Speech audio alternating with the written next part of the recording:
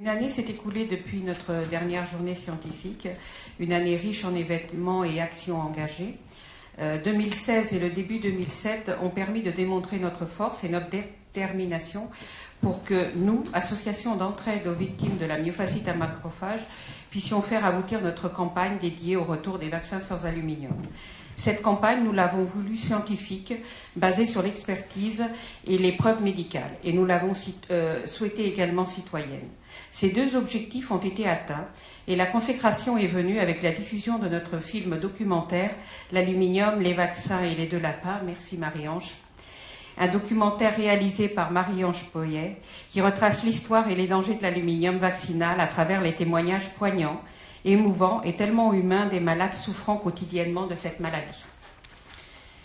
E3M en 2016 a été très active durant la concertation nationale en intervenant en tant que jury auditionné. E3M a informé et mobilisé les citoyens. E3M, aux côtés de ses adhérents, leurs familles et les bénévoles, se battent pour une vaccination raisonnée, une vaccination qui ne mette plus en danger les citoyens et qui redonnera la confiance tant attendue. Notre film continue à vivre sur tout le territoire par le biais de projections organisées par les malades et les citoyens bénévoles.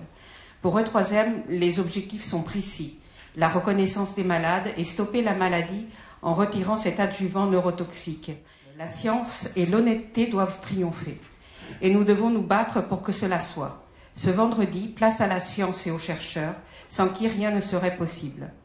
Ils font tout simplement peut-être leur travail, sûrement même, mais en cette période de grande confusion des valeurs, cela devient presque héroïque.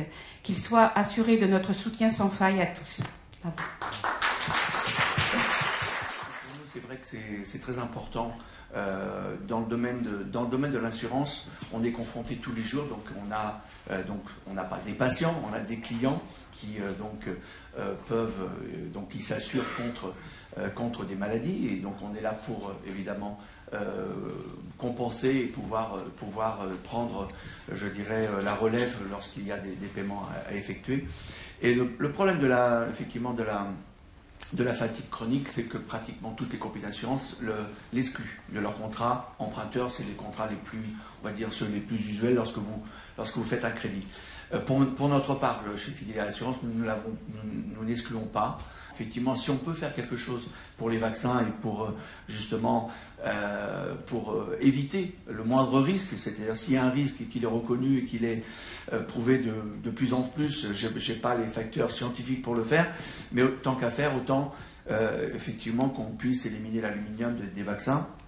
Puisque, comme le disait, j'ai bien aimé l'expression, on injecte des vaccins à des gens en bonne santé. Le comble, c'est que normalement, c'est destiné à les protéger, et finalement, dans certains cas, c'est le contraire qui se passe. Et donc, c'est pas juste.